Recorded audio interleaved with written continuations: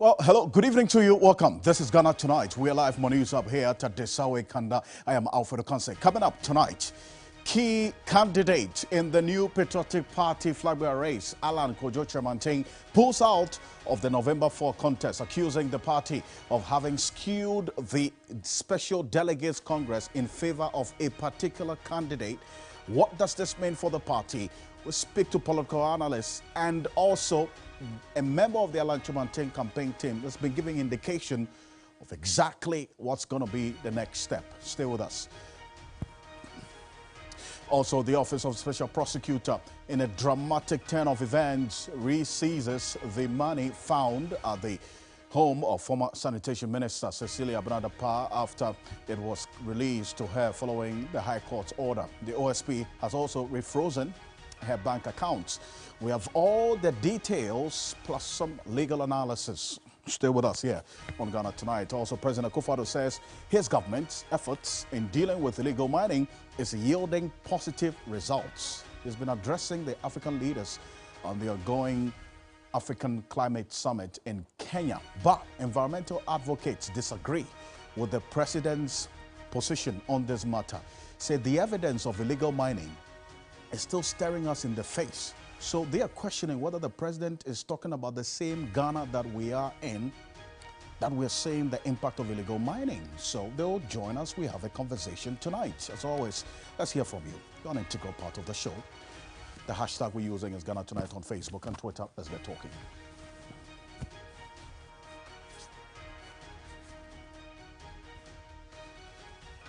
Let's settle for Ghana Briefs.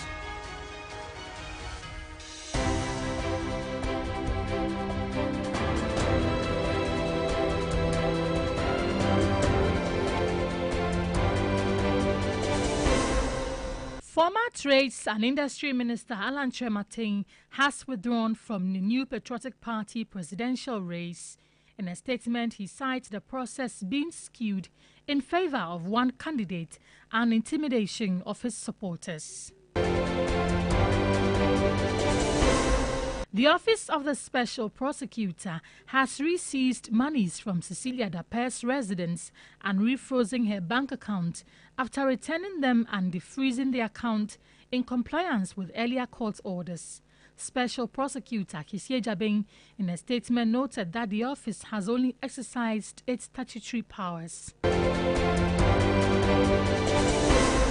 The Public Accounts Committee of Parliament is considering inviting the Ghana Tertiary Education Commission (GTEC) and universities to address the delay in accrediting new programs or renewing existing ones. In the view of the chairman of the committee, James Kluche Afeji, the prolonged accreditation process for university programs adversely affects students who require their certificates for further education or employment. There is a need for us to bring the two bodies together so that we'll look at where the problem is and how we can iron it so that we don't examine students on programs and courses that do not have accreditation.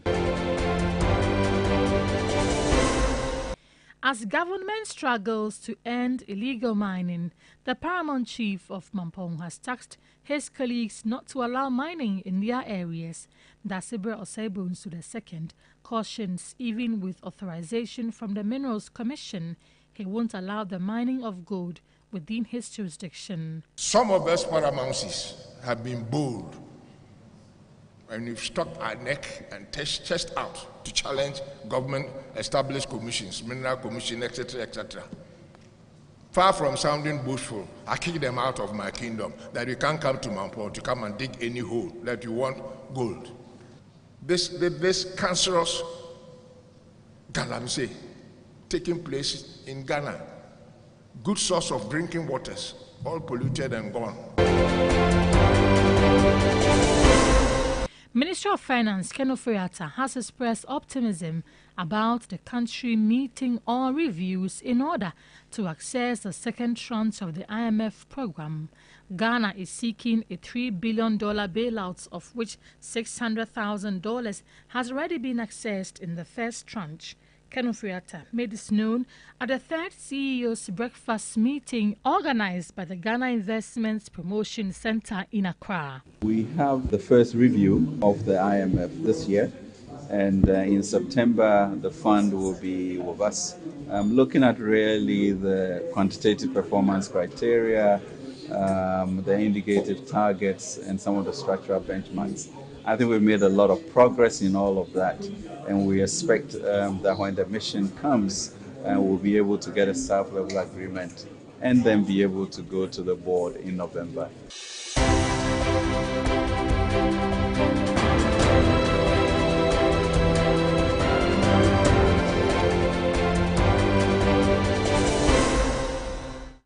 There's more news on 3news.com. Make some time and visit 3news.com. Coming up next here on Ghana Tonight. Key candidate in the new Patriotic Party flag bearer race, Alan Kwadwo Kyerematen, pulls out of the November 4 contest, accusing the party of having skewed the Special Delegates Congress in favor of a particular candidate. Eventually, now we're getting to know what this particular candidate is, or who the candidate is, and what does this really mean for the party. We'll speak to a political analyst shortly, joining us here on Ghana Tonight. But Yaboabi Asamoah, who speaks for Alan Kwadwo Kyerematen's campaign team, indicated earlier that this particular candidate that they are accusing the party of skewing this Special Delegates Congress to favor him is the establishment candidate. And we all know that Dr. Mahmoud Bawumia has been widely described as the establishment candidate by both elements within the NPP and without. So there's really no doubt about the person that they are talking about in this instance. But let me take you through the statement, brief aspects of this statement that Alan Kyerematen released earlier. And I'll be joined by Professor Ranso Jampo shortly. And he is a professor of political science at the University of Ghana. And William Evansinkom, who is our Northern Bureau Chief and our Chief Ashanti Regional Correspondent. We've been monitoring this since the last 24 hours. We're here at TV3. And so take a look at this. This is what he earlier put out. That's Alan Kyerematen in the statement.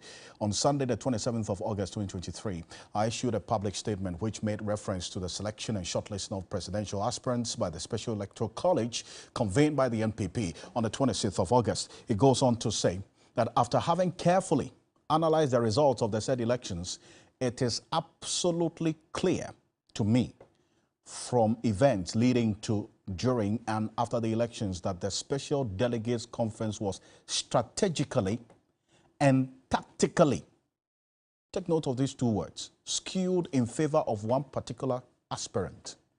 The level of intimidation of varying intensity, directly and indirectly, unleashed on a significant number of delegates at various voting centers across the 16 regions is unprecedented in the history of the NPP.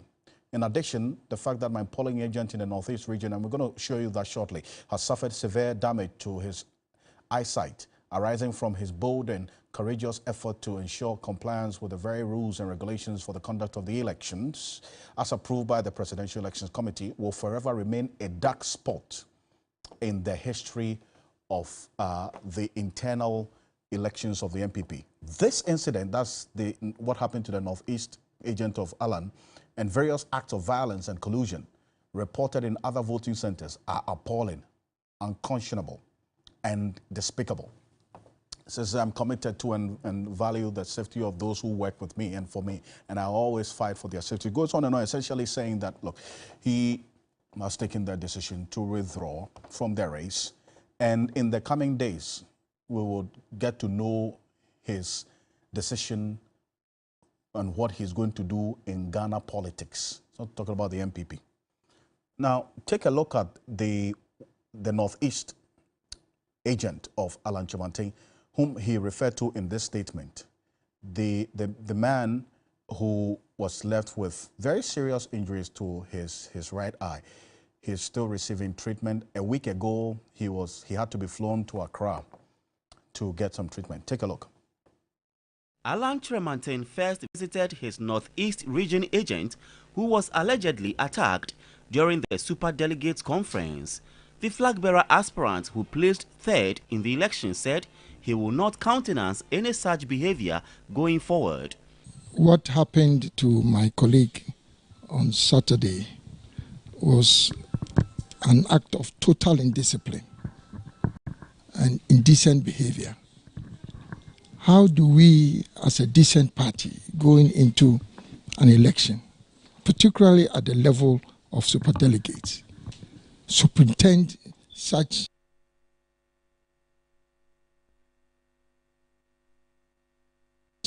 behavior?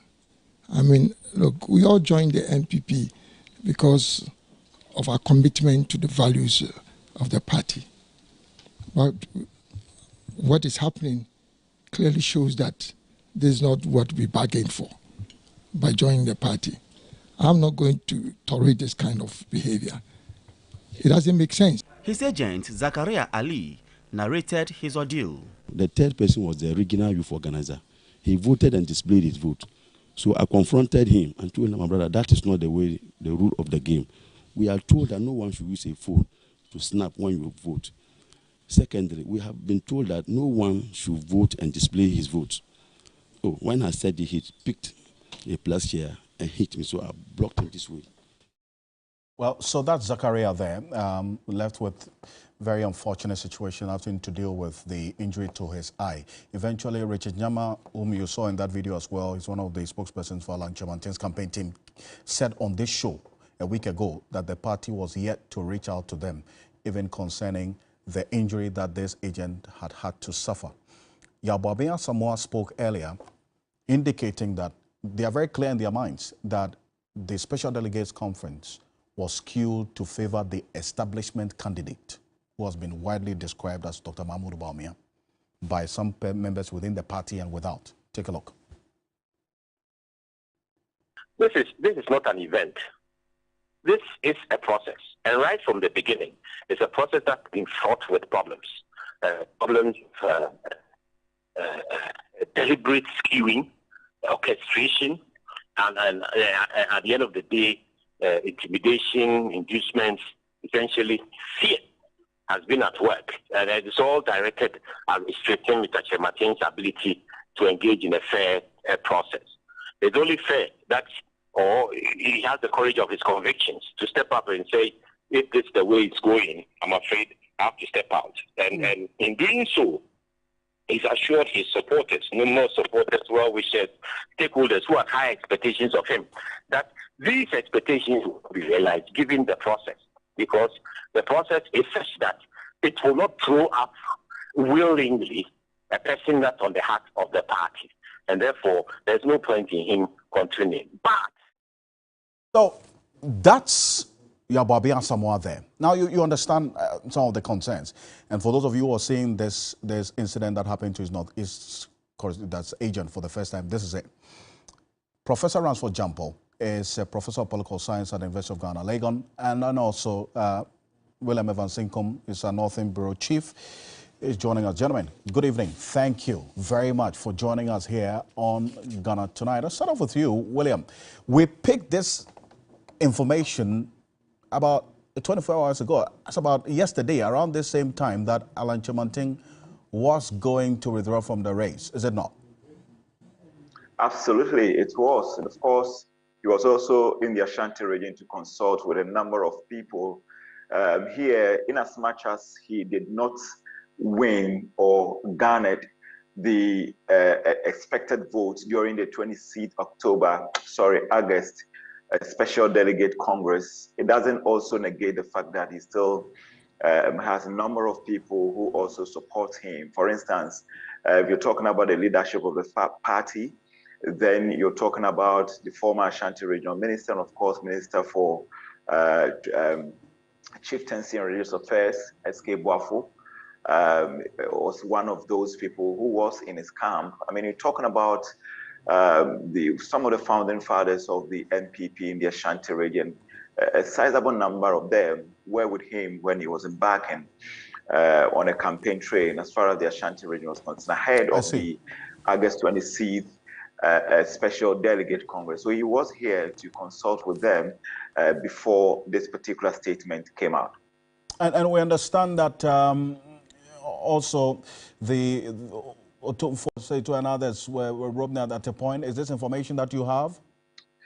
Well, absolutely. That's what I'm picking on the ground, that he also went to Menchiatu. Of course, I mean, don't forget that when he retired from his position or relinquished his position as the trade minister, his first port of call was the Menchia Palace. In fact, he visited the palace 2 occasions.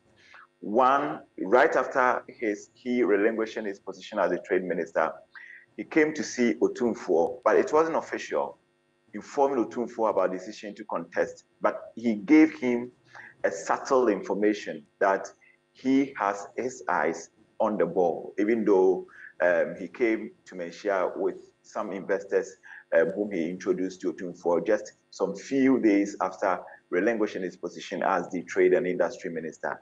Then he came again to officially inform the overlord of the Ashanti Kingdom that yes, now he is very clear in his mind that he will be contesting for this particular position.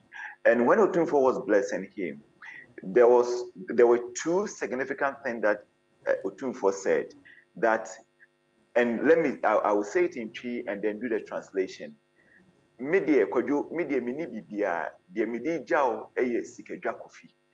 which I have nothing to give you, but I am backing you with the golden stool. So exactly what Otumfuo told him on that very day that he visited Menchia, and of course officially informed the overlord that he will be vying for the flag bearership position. It was then after that he came to the Ashanti region to at least kind of engage with some identifiable groups as far as the NPP is concerned. So for him to have met Otumfuo as the information was circulating as far as the Ashanti region is concerned isn't something weird or, I mean, something strange as far as political engagement or, I mean, consulting the Asante is concerned. Definitely, he will have to consult him why, or you'll have to tell him why he is withdrawing from the race. William, stay with me. There's a reason why the Ashanti region is key in all of this, right? Take a look at this. The Alan Chomantin's vote pathing when it comes to the delegates, the NPP's National Delegates Conference, to elect either the flag bearer or the special delegates sometime in 2014. I'm going to put something on the screen right now. This bar graph shows a trend, right? And that's what the Bawumia team has also been putting out there, that, well, his influence has been dwindling over the period. So this news of he withdrawing is not so much of a news to them because they were expecting it. In 2007, that contest that had 17 people contesting for the flag bearership of the NPP, Alan polled some 32.3% of the total vote cast. In 2010, ahead of the 2012 elections, 19.91. Then in 2014, that was the first time they did a super delegates conference, right? And that's when he polled 9.8%. Then during the flag bearer race proper, 4.75%. Then this super delegates conference almost 2 weeks ago, 10.29%. Okay, so you see that path of that dwindling voting pattern in there.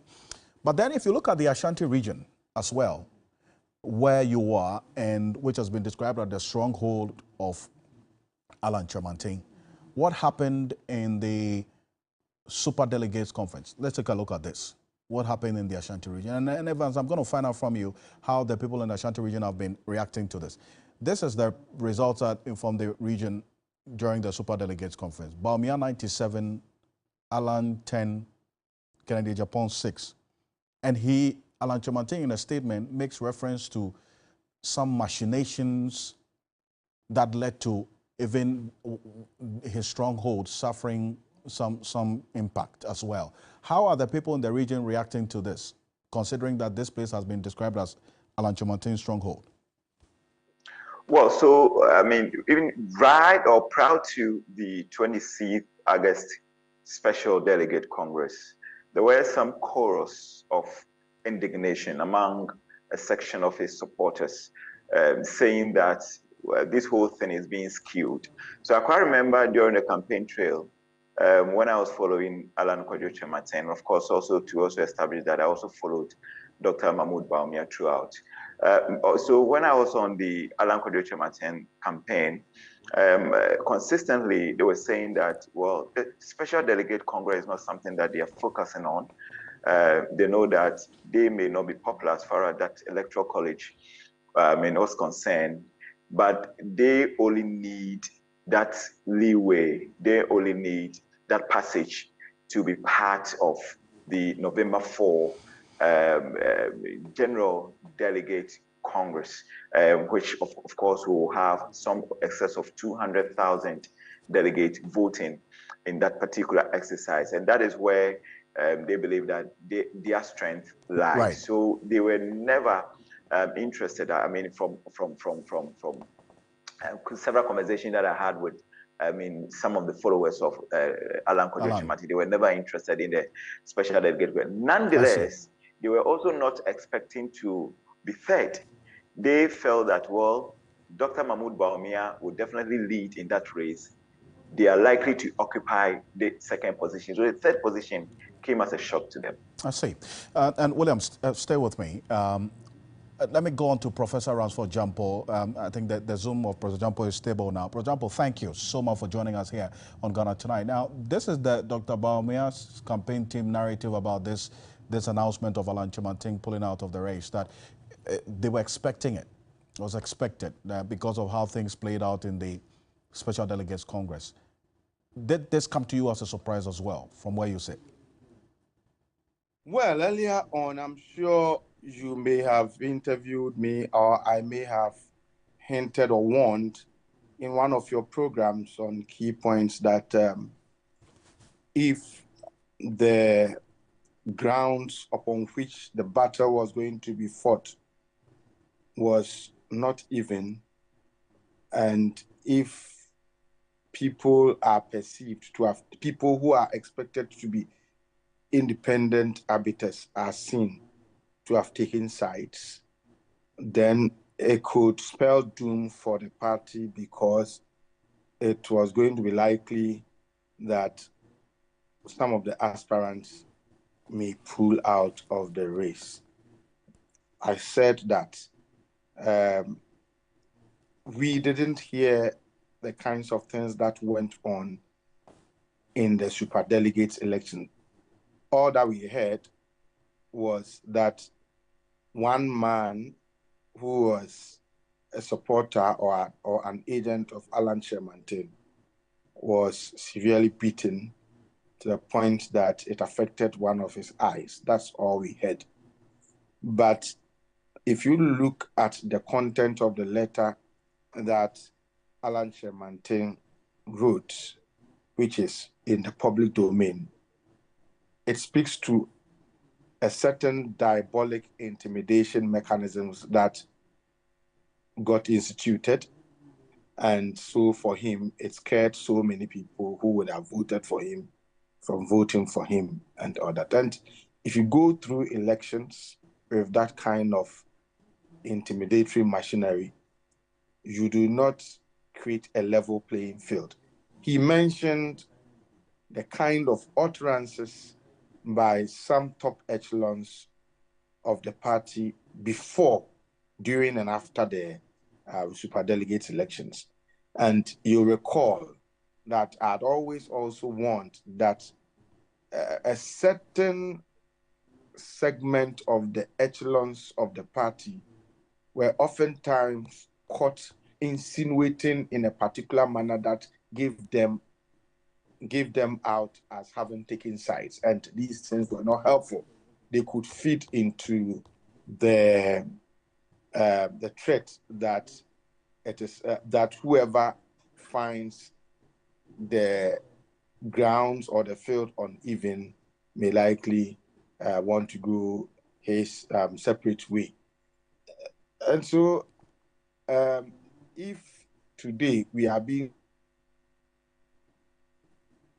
told that I warned about actually did happen, then the consequential result is that people who feel peeved may want to just go go their own way. But don't forget, if people are saying that this was to be expected. I mean, we should brace ourselves and shed arrogance and fashion out measures that would deal with the threats of people in the persona or the pedigree of Alan moving out of such a race. If you say it is to be expected, then why did you fight the election in that manner? I mean, if you know that he was going to go away, then why were you intimidating? Why are you intimidating if it is true? Are you intimidating for the person to just move away? If they say it is to be expected, are they also expecting other people, other contenders, other aspirants to also pull out of the November 4 race? If they're expecting other aspirants to also pull out, they should let us know. But I'm telling them that if care is not taken before November 4, other contenders will also pull out. Are they expecting that one too? And so it's not about being arrogant and saying anything. It's about being sober and doing introspection, rethinking the kinds of issues that the man raised, with a view to ensuring that it doesn't some level of response is given to it. But Prof, I like Boache Jakon, when he pulled out, the party issued a statement almost immediately. We're yet to hear anything official from the party as yet about Alan Chimantin's decision. But what will be the impact on the party, this particular decision that Alan has just taken? The point must be made that the MPP now is seeking to break an 8. Unless, of course, they do not mean it. My own view, sometimes interacting with some of them, it's mixed, because some really mean the cliche, the idea of breaking the 8, and for some too, you can just deduce from the way and manner they go about the activities that they are not really serious about breaking any 8. And also, I'll tell you that for some of them, they are actually parking away. Even though they are talking about breaking the 8, some of them are actually parking. They are parking away. And so, if those who really are interested or they mean business when they talk about breaking the 8, if they truly are there and they mean business of breaking the 8, then they should be concerned that, you see, when the party was together, a party that had all its top echelons together, a party that had all people who had a pedigree to contribute into increasing their electoral fortunes, when they were all together in one party, they couldn't break any 8. If a party that was together could not break any 8, then as for a party that is plagued with schisms and people pulling out of races and people going their own way, the least said about it, the better. And so, unless the party is really joking with us and they are not interested in breaking any 8, then they should really be worried about this occurrence. And to insinuate or to talk about the fact that, well, this is a man and he's done that before, and that is his stock in trade, he's going to do it. It is, you see, it is only a statement or expression or reaction from uninquiring minds. Okay. Because the pedigree of Alan in yesteryears is not the same as the pedigree of Alan today. He's been around for a long time. He is one of the ministers who gave all manner of loyalty to President Akufo-Addo. In 2007, when he decided to seek power or to give his political career, to allow President Akufo-Addo to go for that race and to bid for his term, he was not as popular, or he had not gained that much experience like he has today. And so, whether you like it or not, he has following within the party. And you be living in a fool's paradise to say that if he has following, why did he perform that abysmally in the superdelegates? But he's now explaining that his performance may well be as a result of intimidation. And if people are intimidated, they act in a certain way that may not be in accordance with their own conscience. Their own conscience, indeed. Professor Ransford Jampo, appreciate your time and your input on this, as always. Thank you so much for joining us here on Ghana Tonight. It's a professor of political science at the University of Ghana, Legon. And so to you as well, William Evansinkum, thank you for connecting with us on this. And I know you have your eyes and your ears on the ground for some more the aftermath of this announcement. So we'll definitely be connecting with you going forward. Thank you. Grateful that William Evansinkum is our Northern Bureau Chief here at Media Journal. Coming up next here on Ghana Tonight, the Office of Special Prosecutor, in a dramatic turn of events, has had to re-seize the money found at the home of the former Sanitation Minister, Cecilia Abinadapa, after it was released to her following the High Court order. The OSP has also refrozen her bank accounts. We have details on that. Following up. Now, here's how things are looking like now. And let me give you an idea of what happened today with the special prosecutor.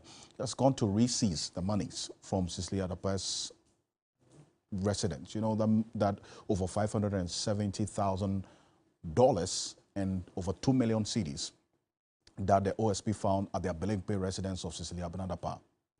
He froze that or seized that. Then he sought a freezing order from the High Court, which was shut down. Take a look at this. Let me put that on the screen right now. You follow me every step of the way, how things played out. And lawyer Martin Bebo is going to be joining us in a bit. The OSP issued a statement earlier today indicating that it had complied with a ruling and order of the High Court dated 31st of August 2023 by unfreezing the frozen bank accounts and investment of Cecilia Adapa. There are 7 bank accounts involved. The OSP said they also returned the seized cash sums, the 270, that's over $570,000 and over 2 million cedis that was seized at the residence of Cecilia Abinadapa and assent of Ms. Dapa and her lawyers. The satisfaction by the OSP of the orders of the High Court terminates the proceedings of the seizure of the cash amounts from Ms. Dapa commenced on 24th of July 2023, and the freezing of her bank account and investments that also effected from 26th of July. Subsequent to the indicated ruling and order of the High Court and the compliance by the OSP with the said ruling and order, the special prosecutor considered that the freezing of the bank accounts and investment of Cecilia Dapa is necessary to facilitate ongoing investigation. So therefore, the special prosecutor has invoked his statutory power under Section 38(1) of Act 959 and Regulation 19(1) of LI 2374, directing the freezing of the bank accounts and investment of Cecilia Dapa effective today, the 5th of September 2023. Subsequent to the indicated ruling and order of the High Court and the compliance by the OSP with the said ruling and order, the special prosecutor also considers that he has reasonable grounds to suspect that the cash amounts seized from and returned to Cecilia Dapa is tainted property, and it is necessary to exercise the power of seizure to prevent concealment or loss of said cash amount. So that's what's happening now, and goes on to talk about invoking his statutory powers under Section 32(1)(a) of Act 959 by directing the seizure of from Cecilia Dapa the cash amounts involved, and that is what has led to all of this. And then also now the decision by the OSP to freeze the bank accounts of Cecilia Dapa again. And that has also generated a lot of reaction, especially because, if you recall, the likes of lawyer Martin Bebo described the mistake by OSP as elementary in the first instance. Martin Bebo is joining us on Zoom. He's a private legal practitioner. He's a leader of one of 3 individual bondholder groups and the convener for the Kumi Preko Reloaded demonstration. Well, Martin Bebo, thank you for joining us here on Ghana Tonight. So you'll see that I think the OSP is just going by one of the recommendations you made, that, you know what, comply with the court order, but then just go back and seize the money and freeze the account again, make an application for that. That's what's happening, is it not? Yes. Yes. So, you know, on Saturday, I predicted it, that's what would happen, that OSU will give Madame Dapa's money back to her, And then when she gets to the front gate of the OSP, they will then call her, oh, madam, one more thing. And then say, oh, but we have to re-seize. That's a sad thing. But well, it's happened. When I say sad, it's because I was hoping that in the first court ruling, because this was likely to happen, I was hoping that at least His Lordship would have navigated the application well to avoid this one. But it had to happen because look, Alfred, so you see how we are now saying Ose Kisi, Ose Kisi, Ose Kisi, like what we do to our football teams. Yes. Hey, Charlie, because there's no way we could look at the laws and allow Madame Dapa to go with the money. You see how now with what the court is done, it's forced the OSP to now say that Madame Dapa's story is what, inconsistent, etc. Yeah, because look, she hasn't shown she's running a business. Look, from day one, if she had a company that was producing so much and selling and she had money and she could explain this, you think the company wouldn't have come out? They would have. Listen, I mean, let's stop the sophistry. Okay, it's simple. So far, Madame Dapa hasn't demonstrated that she can earn that income from being a minister. So there's no way we're going to just sit and let her take the money back under some rules. So this had to happen. So it's all Ose Kisi, right? But lawyer, I recall that in the first instance, you described the mistake by, well, omission by Kisia Jabeng, the OSP, as elementary, and that he was supposed to give the details or disclose the details of this bank account that he was hoping that the judge will grant him the freezing order for. And you said that that omission was elementary. Now he's going back again. So you would expect that the details of this bank account he's seeking to freeze, the monies in there should be disclosed and made public? Absolutely. Absolutely. That's what has to be done. And let me clarify this. You know, as we do this analysis, there are two applications involved. The seizure of the currency, that's let's just call it $600,000. This 590 thing is long. 600,000 is easier to remember. About $600,000, which is equivalent to at least 10, 12 million Ghana cedis. Huge sum, right? That is about 600,000, and the 2.7 million that was found in the house, that's what they call seizure. It was seized physically. So you are holding something and then I take it by force, seizure.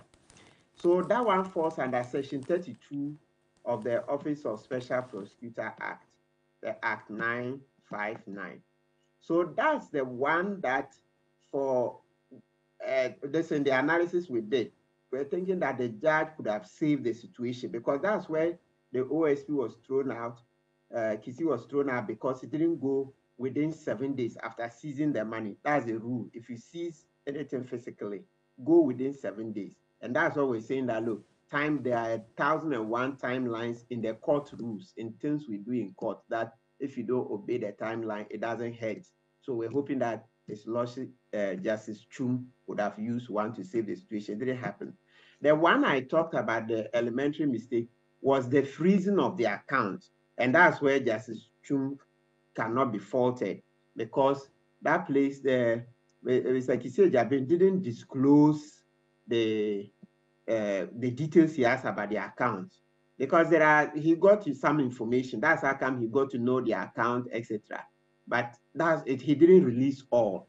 You see, so that place, and that's the one falling under Section 38 of the Office of Special Prosecutor Act, Section 38. That's the one that says if you freeze the account administratively, so the OSP starts by sending a letter to the bank or any other financial institution to say, look, the money belonging to Mr. X, Madam Y, is frozen automatically, administratively, okay, until you hear from me from court.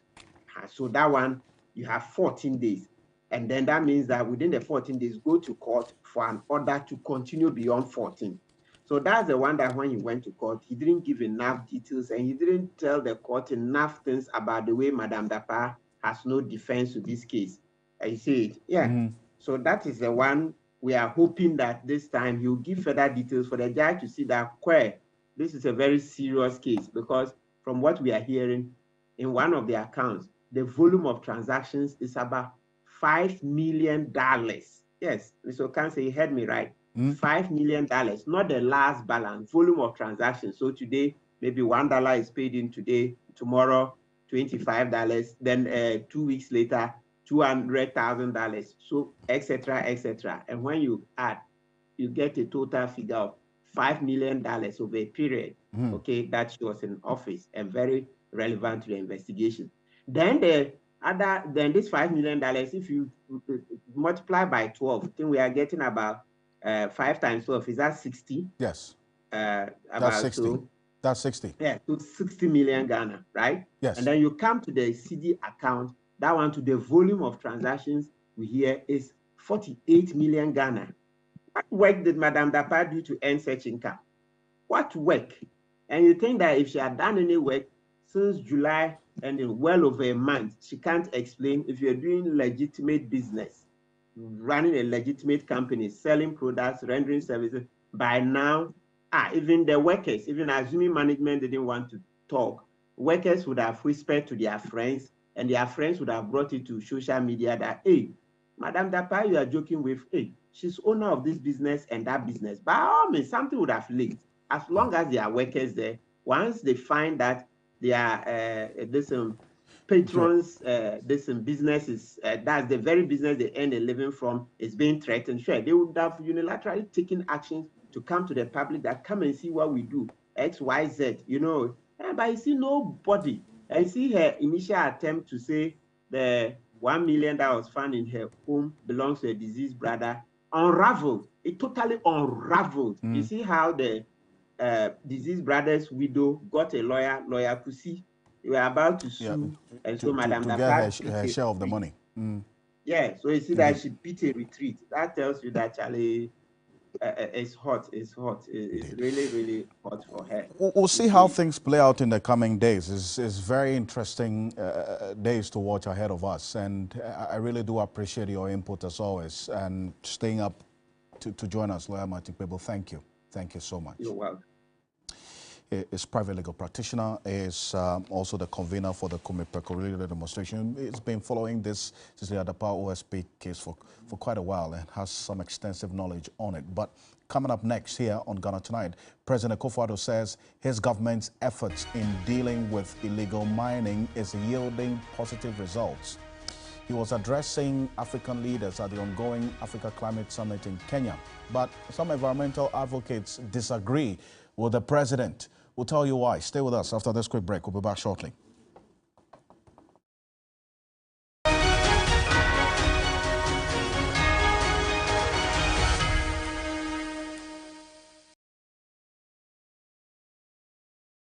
Ladies and gentlemen, we're going to demonstrate to you the superior properties of Flamingo paint as compared to other paint brands on the market. We take equal quantities of Flamingo paint and this ordinary paint. We then dilute them with water. And now, let the test begin. The gentleman on the left is going to apply the ordinary paint, and the gentleman on my right will use the Flamingo Superior paint. As you can clearly see, Flamingo has the obvious better hiding. Furthermore, Flamingo has painted a much larger area. You know, 1 bucket of Flamingo paint is equal to several buckets of any other paint brand on the market. Flamingo paint is made with superior formulation to give superior durability, superior hiding, superior coverage. Flamingo paint, simply superior. The Ultimate Energy Personality of the Year at the 7th edition of your prestigious Ghana Energy Awards. Under the theme, Ghana's Energy Transition Framework, sector institutions as building block for the 2030 to 2040 target. You can nominate yourself or an institution for categories such as CEO of the Year, Energy Investment Impact Award, Energy Signature Award, Endorsement, Validation, Industry Partners, Media Partners, TV3, Ghana Energy Awards, 7 years of redefining excellence. Everybody knows Acrobato. And if you know Acrobato, it means you know M-Punch Homeopathic Clinic. M-Punch Homeopathic Clinic is my pillar. Let's hear what others are saying about endpoint homeopathic clinic. Who will be careful endpoint one? Pa. Chese na me ankasa me period no say problems wom. Tina ma wo ho idea ma me. Papa chese na nya asem ketewa. Na me coin point no, mo hwe me modam no mo hwe bibia na so mo meduro. Mo meduro me fire no. Ene ma won kra me nu. Foforo kwa na mkwan mu a eba. And everything yourself. Me ma me no adwodwo eda ho a wontumi nante. And then no endpoint omama no nura and then the white dia wetimi asori anante. That's endpoint for you. Roberto. Hello. Hey, Oshisho what chair? Okay. A free bra with the endpoint what dance. I'm a choir no. Me Joseph sama na enkoye and person na my nyina and na magina sabema. Na me be fear for there. The one nyina jaresa. You heard everything. I have secret. Endpoint is my secret. Endpoint homeopathic clinic. I'm free. Artificial intelligence, creativity and sustainability. Join this year's Africa Rising 6, brought to you by the International Advertising Association IAA at the Kempinski Hotel, Gold Coast City, as we uncover the power of building future-ready brands on 5th and 6th September. Speakers Sasan Saidi, World Chairman and President, International Advertising Association, Andrew Techiapia, co-founder and MD, ZPay, Letepu Machaba, Independent Business Leader, former Vice President of Home Care, Unilever, Ivan Moroki, CEO, Kanta South Africa, Guy Parker, Chief Executive, Advertising Standards Authority, United Kingdom, Steve Papaiko, CEO, Extreme Ideas, Sami Awuku, Director General, National Lottery Authority, and many more. This conference is sponsored by Margins Group, ZPay, Google, MTN, GOIL and NLA, Media Partners, CNN, Media General, Graphic Communication Group. Register now at www.africarising.iaaglobal.org for more information or contact Nanajwa on 0242 528 431 or the AAG Secretariat 0244 440477.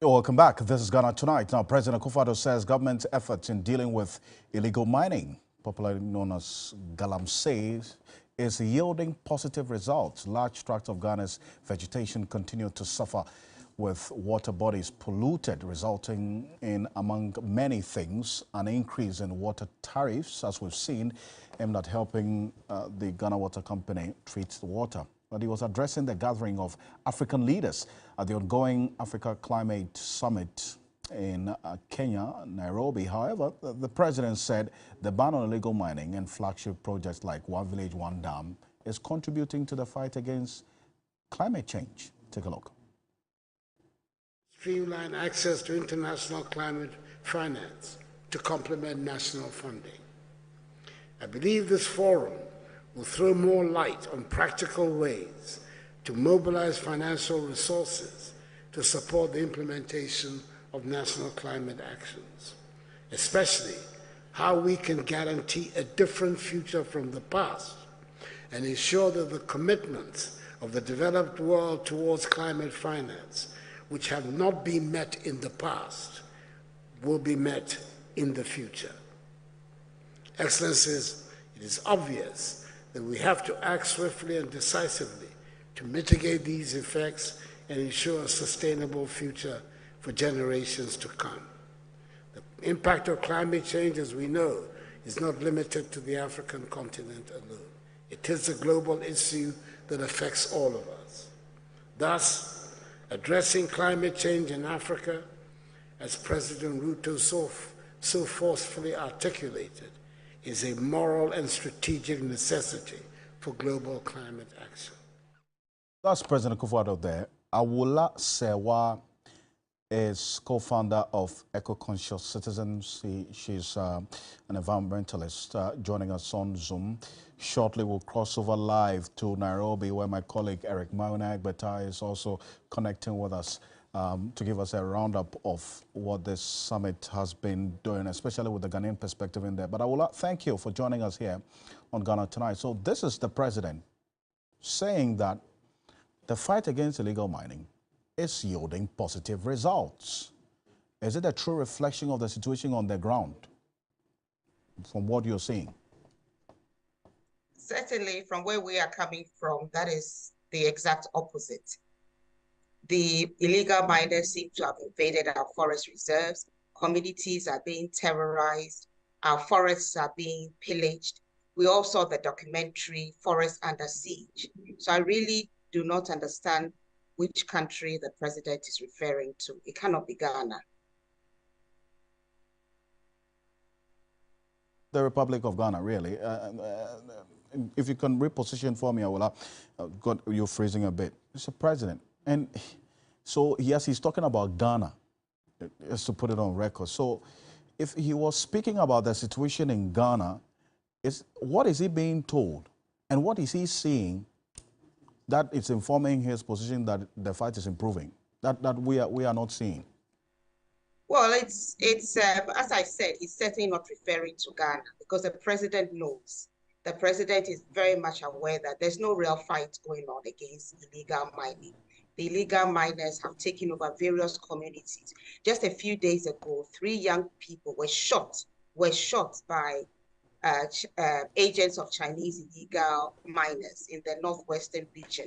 It's Seshri Abrokofi.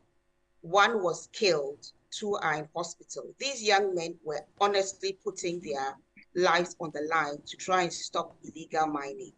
I haven't really heard much.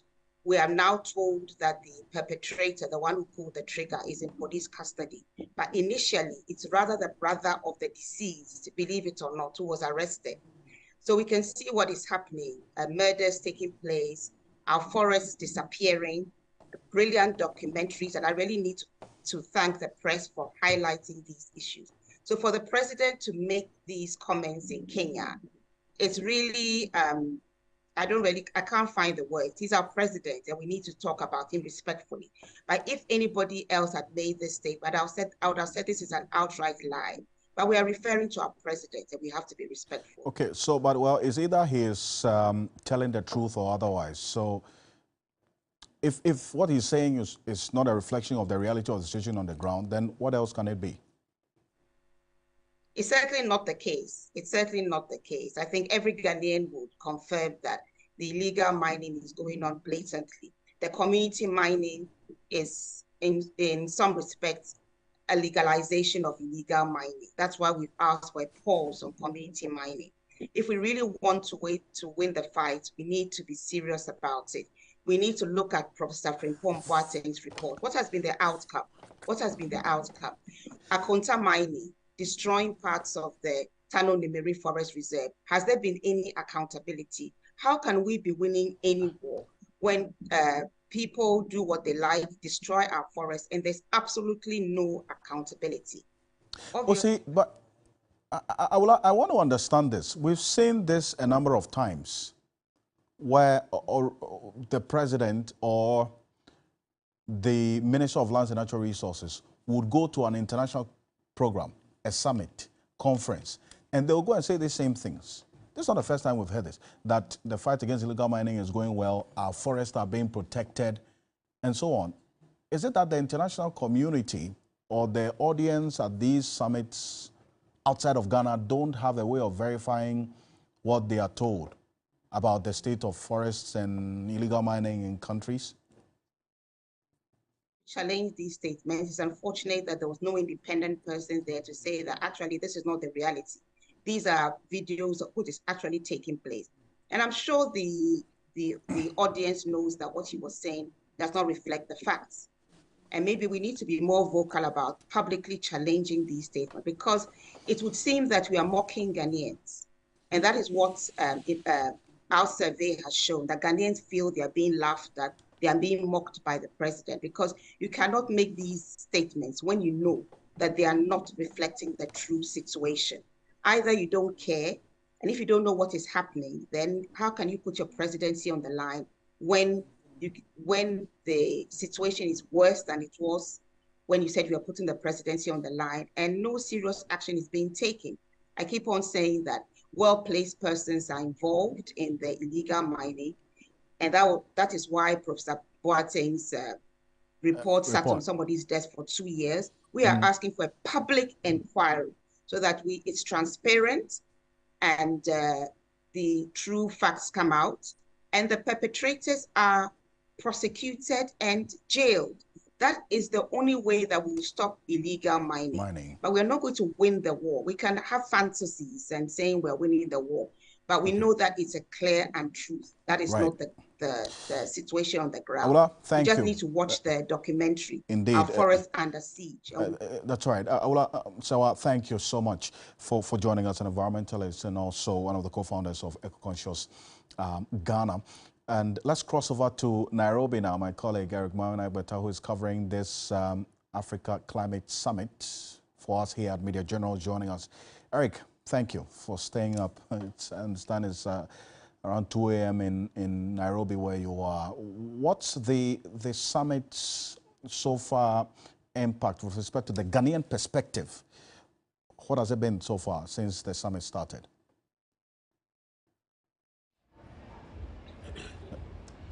And so the Ghanaian perspective, this Africa Climate Summit, the inaugural Africa Climate Summit, has been how Ghana can play a significant role in absorbing the carbon dioxide in the atmosphere, a process really that has now come to be known as carbon trade or carbon marketing. And so already it's open knowledge that in January we received some $4.8 million following what has been described as verified and approved trade of carbon, where the forest reserves that we have and the number of trees that we have, there was a global standard to which a measurement was done as to how much tons of carbon dioxide the trees in Ghana had been able to suck in and remove from the atmosphere. And so that's the $4.8 million that we received. And that generally has been a part of the conversation which has been lingering from the different representatives who have come from the Ghanaian delegation, obviously led by the President, Nana Addo Dankwa Akufo-Addo. There's been the Lands and Natural Resources Minister, Samuel Jinapa, the Environment Minister as well, and then the Energy Minister, Dr. Matthew Opoku Prempeh, and Minister of State in charge of Finance, Dr. Amin Adam, amongst others. That's been the first part of the conversation, really. How Ghana can contribute to reducing the carbon emissions, thereby making money for itself. And that's where the President mentioned that within the next 2 years, we're seeking to plant up to 30 million trees, with the youth being employed to engage in this, to provide jobs as well for them. So that's the one part.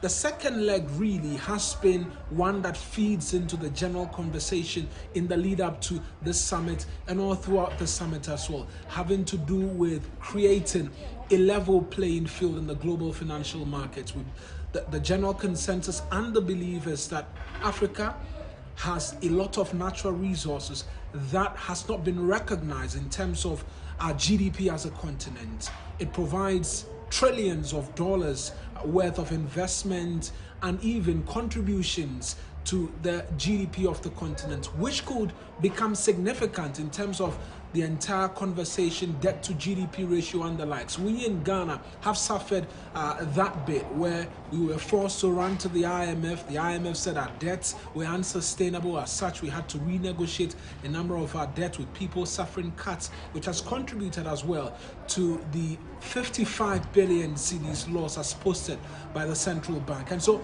we're seeking to have all of that reformed, then we can see our natural resources form a part of our GDP, which will expand our economies, and then we can be able to go on to these financial markets and get access to loans and develop our For this update. Eric Mayonagbeta connecting with us live from Nairobi, covering this Africa Climate Summit for us here at Media General. Appreciate your time. Go get some sleep. It's 2 a.m. in Nairobi where you are. On behalf of the rest of the team, I want to say thank you so much for joining us here on Ghana Tonight. Make a date, same time tomorrow. But there's a new day tomorrow as well. And together with the team here on Ghana Tonight, thank you for staying with us. I am Alfred Ocansey. Have a good night. Ghana Tonight is brought to you by Flamingo Paint. Superior durability, superior hiding, superior coverage, simply superior.